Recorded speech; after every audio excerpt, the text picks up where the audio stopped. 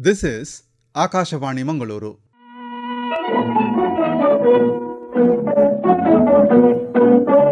Yuvavani.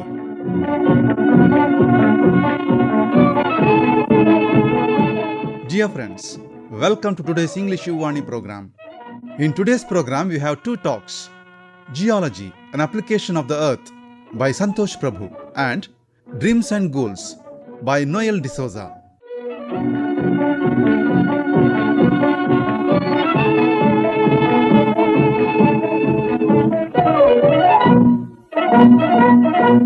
In the beginning, it is Santhosh Prabhu with his speech, Geology, an application of the earth. I am Santhosh Prabhu. I am a researcher from Manipal Institute of Technology, Manipal. I am someone one might call a scientist. But the term scientist seems to be surrounded by a lot of mysticism. So let me quickly address that. A scientist isn't a title or a position or an honor that somebody gets. It's a job description. It's like saying artist. It's not set in stone about who isn't an artist. And the same applies for a scientist.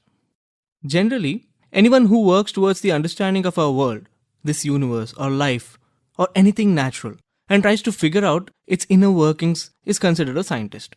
But science is not one single thing, nor is it an authority. It's more of a spectrum. Both science and scientists come in many different flavors. Some scientists look at the very fabric of existence, breaking atoms apart and looking inside. These are the physicists. While others look at how these atoms interact with each other, forming bigger structures. These are the chemists. Then there are people who look at how these chemicals behave inside living beings and how these simple chemicals, just a bunch of atoms without any consciousness, form all of life. Us sentient beings asking questions, talking on the radio. These are the biologists. Then there is another bunch. These ones are a little different. You'll see these scientists out in the open more often than in a lab. You'll see them climbing mountains, digging ditches, diving into the oceans, collecting rocks, fossils, ice, air, living organisms, and whatever this earth has to offer. Sometimes they even try to get stuff from the moon and the other planets. These are geologists. And I have to say, I'm one of them. So it is probably more suitable to say that I am Santhosh Prabhu. I am a geologist. Geology is a fairly vast branch of science. And geology is terribly interesting. Anything on the earth is fair game for a geologist.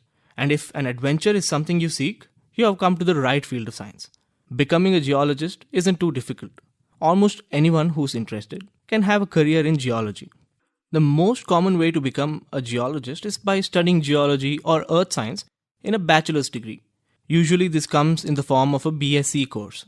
After that, there are many opportunities in the private sector, such as in mining, oil drilling, groundwater exploration, remote sensing, among many others.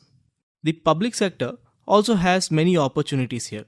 By qualifying exams like UPSC, Geological Survey of India, and other examinations, one can help India develop by helping us understand our own soil better, look for minerals and resources for our own growth.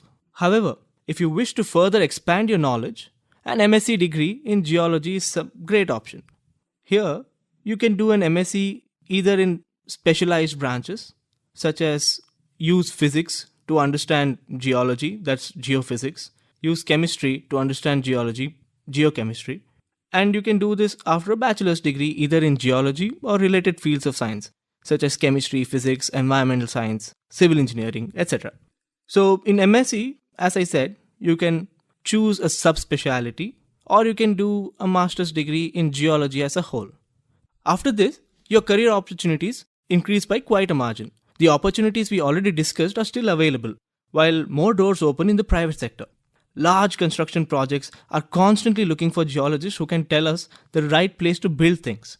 Geologists with better knowledge are always required in oil and gas, mineral businesses to look for more resources, mine them, find better, more environmentally friendly ways to exploit them. This is all a job of a geologist. But if you ask me, I'd say the best door a master's degree opens for you is in research. Many private organizations are always looking to find better ways to do things, and geologists are always required here. But my favorite option though is research, purely for the sake of knowledge and curiosity, to understand this world little better. The best way to do this is by working on a PhD. When you decide to do a PhD, you set yourself a question and you set a foot trying to answer it. PhDs are generally very specific in what they are accomplishing. For example, as I already mentioned, geophysicists use physics to understand the Earth. They use magnets, electricity, gravity to understand Earth and all the features of it. Using chemistry, geochemists are trying to understand the chemical interactions involved in natural processes. Why are some soils black while some are red and some others brown? Why can't you grow rice on the beach but coconut trees seem to have no problem? These are the questions geochemists ask. Hydrogeologists are busy understanding how water flows, what it does in rivers, lakes, and underground. But once the water evaporates, the meteorologists take over. They look at rain, wind, the weather. They predict the weather and understand what's affecting them. These are the good people who warn you to take an umbrella when it might rain. But once it rains and all the water reaches the sea, the oceanographers are now in charge. They study the ocean and its processes, like ocean currents and tsunamis. Some brave geologists collect molten hot lava and study volcanoes, where they come from, how they are formed. These are the volcanologists. This list by no means is complete. There are many more fields just in geology. Unfortunately, I'll have to overlook all of these in interest of time. In my department at MIT, we are trying to answer many questions in many fields. A few of my colleagues are looking at microplastics. They are trying to figure out how these tiny pieces of plastics behave in the nature. They want to know the role of wind and river transporting these plastics. One team of researchers are looking at the geological formations in India. They want to know how these mountains, deserts, lakes, rocks came about and what might have caused them. One of my colleagues is actually using satellite images, machine learning and artificial intelligence to see how ice caps are melting. There are a lot of places on Earth that humans can't easily access, especially if you have to carry heavy equipment, and especially in places where there's ice. So satellite images are quite helpful here. One group wants to see what contamination is present in the groundwater, rivers and lakes. These are very important sources of water. If they are polluted, that can harm a lot of people. One group is trying to find out what the climate was like on Earth thousands, maybe even millions of years ago. They do this by collecting samples from lake beds, from deserts, and from Antarctica. My research, however, is a little more closer to home and way more fun, if I can say so myself. I get to spend a lot of time on the beach and I get paid to do it. My team is looking at fascinating ways in which groundwater interacts with the sea. Does the seawater enter ground aquifers? Are we losing precious drinking water to the sea? Or are they not interacting at all? Studying groundwater. I think that makes me a hydrogeologist then, I guess. Well, in that case, let me introduce myself again. I am Santhosh Prabhu. I am a hydrogeologist. In my research so far, we have found that groundwater from land is sometimes, in some places, flowing to the sea. We have also seen that water carries all sorts of nutrients from the land to the sea, such as sulfates, phosphates, nitrates. These nutrients play a vital and crucial role in the coastal ecosystem. These chemicals provide nutrition to microbes in the sea, such as the phytoplankton. These microscopic phytoplankton are the largest source of oxygen on Earth, and the whole ocean's food chain depends on them. So these nutrients from the ground that is carried by groundwater to the sea is helping the ocean ecosystem grow. Quite interesting, isn't it? While I was discussing this with my PhD supervisor, Dr. K. Balakrishna, we stumbled on a question. If the water from the ground is flowing to the sea, is it also carrying dangerous, harmful chemicals? And to answer this, now we are using advanced chemistry, some fancy instruments, and trying to figure out what chemicals are being carried. How much? Is it really bad? We haven't been able to answer that yet, but we are on our way. But wait a second. Geology, chemistry, hydrogeology, and now pollution too? Let me introduce myself again then. I am Santhosh Prabhu. I am an environmental hydrogeochemist. That's quite a mouthful. But to be honest, I don't like calling myself that. I don't think I ever have. These complicated names, specialized terms, are just a wall between the people who study science and the rest of the world who can use this knowledge to do beautiful, wonderful things. Science isn't only for scientists who say scary words like xenotransplantation, quantum computing, metamorphosis, supercalifragilisticexpialidocious. I don't think the last one is a real word though. But that's the point. Science is for everyone. students, teachers, parents, farmers, soldiers, bankers, engineering. Science is for everyone. Students, teachers, parents, farmers, soldiers, bankers, engineers, everyone on this earth. And as a part of this universe, we are contributing to the scientific body of knowledge every day, merely by existing and doing what we do. Streaking graphite on paper while you take notes, putting force on a plastic key to create information on your computer while you type, all of these things are contributing to science. So, let me introduce myself again, and I promise that this is the last time. I am Santhosh Prabhu. I am a curious human trying to understand this world that I am a part of, just like you and everyone else who has ever existed, trying to understand and make sense of life while we pass through it. I hope I have been able to strike a spark of curiosity, and I hope that this has been informative, or at least entertaining. Thank you for your time. Geology, an application of the earth. That was the talk delivered by Santhosh Prabhu. Continuing the program, now Noel D'Souza will speak on the topic Dreams and Goals. Dreams are one's imagination, what one imagines himself to be in the future. Usually an ideal of perfection. Success all around is what one sees in his near future. All have dreams. Some dreams may feel unrealistic, but you may never know until you try. Dreams are the imagination we hold in our mind, which is easier to picture, but bringing it into reality is the difficult part. When one aims to become what he dreams of, it becomes a goal. Some dream big, but never try to achieve what they dreamt of. Just like any other people, this too can be applied to myself, because I have dreamt a lot in my childhood. To become famous, to earn lots of money, to become successful. I haven't reached my goal yet, so I can say that we are on the same boat. Dreams are a dime a dozen. While this quote may seem true, one cannot underestimate the power of dreams. Most people never try to follow their dreams. In some ways, we are all trying to find a way forward, a shortcut perhaps towards a better life. But it's hard to do what's necessary to get there. In life, all have dreamt of becoming successful. That's human nature. Still, achieving it is not everybody's cup of tea. It requires love, hunger, passion, which only comes from within. Some finally get the guts, take up a risk, and follow their dreams as goals. Starting the business or career one has always dreamed about.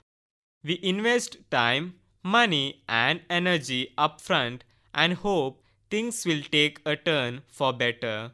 But most of the time, it won't.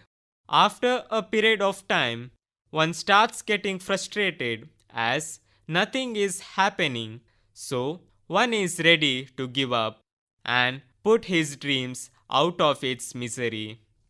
Failure is a stepping stone you must overcome and endure just like everybody else. One watches helplessly as some people overcome their hurdles and reach success. What their success secret is? The secret is not to give up.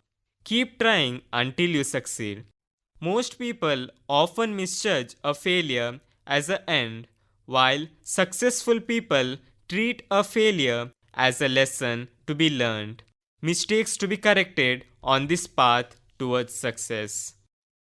As we grow in life, we place our dreams back upon the shelf because we have other responsibilities to take care of.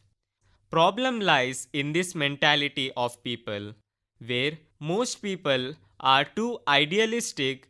They expect their path to be perfect, just like they imagine. But The path isn't as easy as it looks in our dreams. So, a small failure in our path, and we are like, it's over. We let our dreams gasp and die without ever letting it see light. But it's not entirely our fault. Our society, our relatives feed us with success stories of others and expect us to become one like them.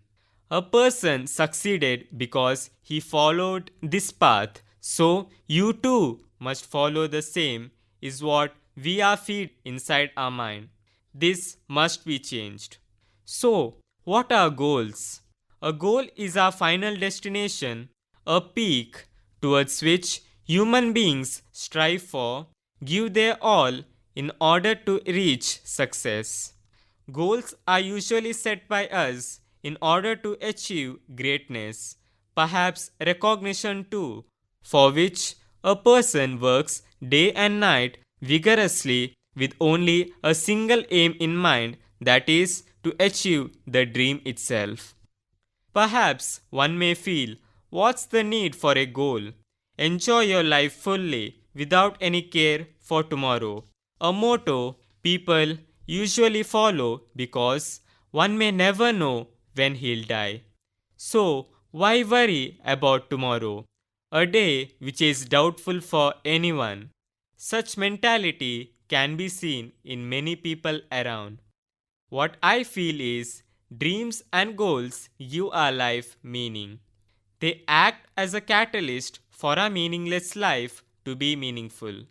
Like a burning candle, dreams illuminate the path to our aspirations, flickering with the resilience to defy the darkness.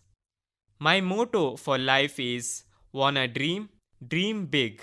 Why satisfy with smaller objectives when you can achieve greatness is what I feel. Some may disagree with me, saying, what's the use of dreaming big when you will never be able to achieve it? I would have agreed, but this mentality has led many people to achieve greater heights. So, why not use it for ourselves?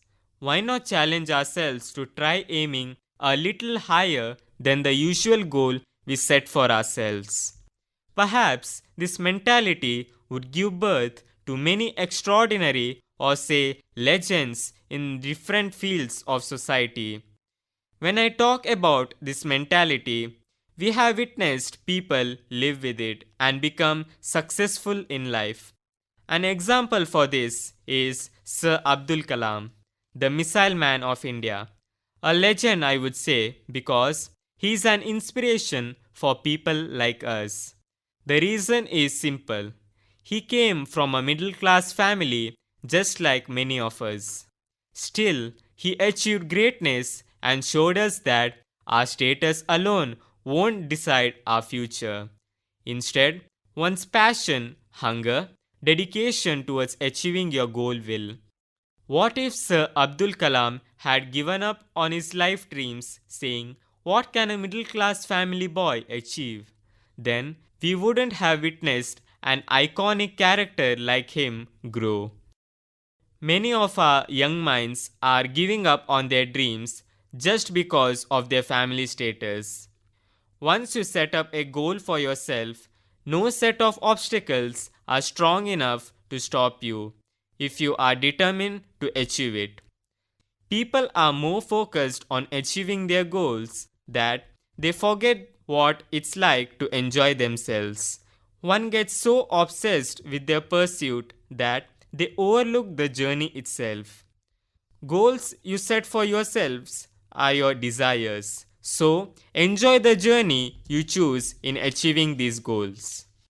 Dreams are something everybody tends to carry in themselves, but never share with others as they fear the society, the remarks they'll get for choosing their dreams. Society tends to make fun of others, talk behind them if one fails, if one doesn't achieve what he promises for. This makes most of us insecure to express our dreams. But if you ask me, it doesn't matter. If we are strong willed, then comments from some nobodies won't distract us from our goal. Work hard in silence. Let your success make the noise. It's important for us to remain humble in our pursuit of goals. This mentality not only shows our patience but also shows our maturity in handling the tasks. Don't go on announcing your every small win as we are aiming for something higher. Let our success make the noise for us. We have nothing to prove others in our pursuit, as this is a fight against ourselves. We need to understand how we'll achieve this dream of ours. Setting up a dream is not enough. We need to have ideas, steps on how we'll try achieving it. Is it achievable? What if I start today? Can I do it? Must be given a thought. It's never too late for someone to dream. For example, I want to be a cricketer. What should I do? Where should I start from? It's simple. Join an academy, improve your skills, play matches, perform well. Doing so would help you achieve your goal. I want to be an actor. How should I start? First of all, never fear the stage. It is a platform for one to express themselves. Be yourself on this platform and give your all. Secondly, never miss an opportunity to perform on stage, whether it's performing solo or group. It will allow one to gain experience on stage, to not repeat the previous mistakes, plus to perform even better next time. When I spoke on how to become a cricketer, an actor, etc., it shows the variety of goals one can pursue. I may not have addressed all, but what I want to convey is know your goal, evaluate how you'll reach that goal, know where you should start from. Everyone are unique, have different mentality, distinct ways to achieve their dreams. So, one must be free to follow his own path. It shows that we are special. We can create our own path and achieve greatness. Sometimes there are no guarantees that everyone who tries can achieve their dreams. It's all about hard work and a little bit of luck. Even if one fails in achieving their goal, they'll not regret it in future, saying, at least we tried. Each will have their own individual story, life background, difficulties, etc. One may have systemic disadvantage that makes things more difficult. So, it depends on you whether you wanna chase your dreams or not. Often dreams and goals are confused with one another. Many think that goals are dreams we want to achieve someday. This is why so many people never accomplish their dreams, as they forget the part of taking action. Without goals, our dreams may just stay wishes, hopes, and thoughts without any chance of them blooming and becoming a reality. Dreams are completely free and only require your imagination. Goals, on the other hand, will need some kind of investment like time for it. The best part is that as a result of our hard work, goals produce results while dreams don't. Dreams in itself may seem meaningless, but they can help us to envision a better life for ourselves. While goals will help the world around us change by taking us further towards making our dream a part of our reality. Let us look at some tips to turn our dreams into reality. One must determine if their dream is attainable or not. While one may dream on becoming the Prime Minister of India, it is likely not attainable for all. If one's dreaming about changing careers later on in life, traveling, buying a house, these goals may be attainable.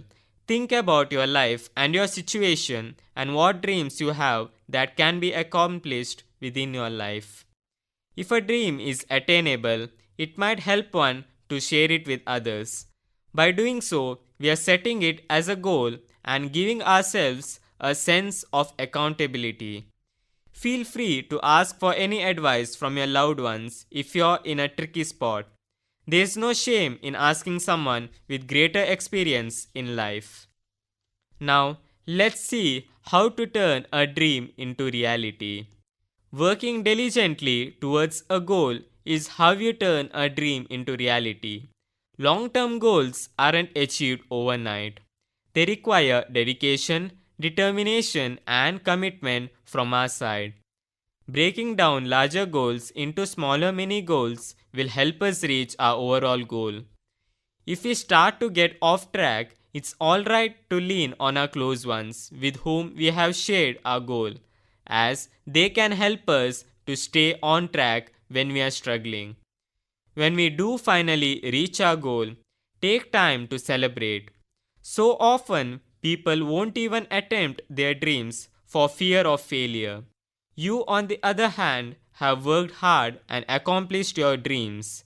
So, truly take the time to enjoy your success and share it with those that were a part of your journey. When teenagers finish their high school, most of them will be clueless what to pursue next. So, when teenagers turn towards society for advice, their mind is often filled with an ideology saying, pursue science, it's way better than commerce. You will have many career options to choose from. While this may seem right, the best advice a teenager needs from the society is pursue your dreams, understand your dreams, what path you must take to achieve them, and never give up. If a teenager gets advice like this, no one can stop him from achieving his dreams. Our society won't stop there. After finishing college, the teenager will be advised, why not pursue engineering, MBBS? You'll get a good job with high paying salary. At one glance, this may seem alright, but what about one's own dreams?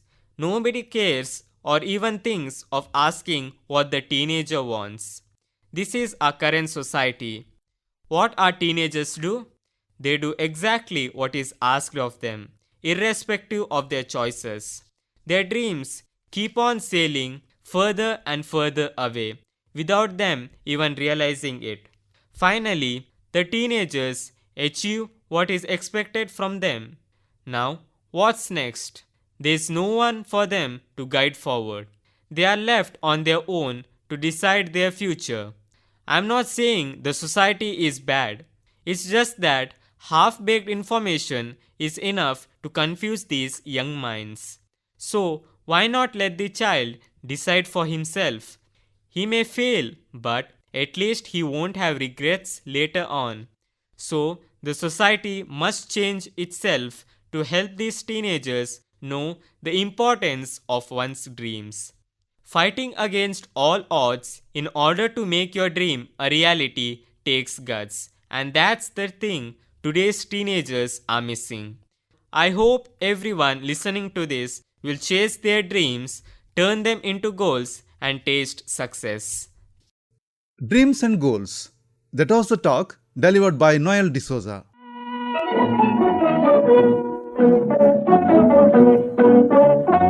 Dear friends, here we come to the end of today's English Yuvavani program.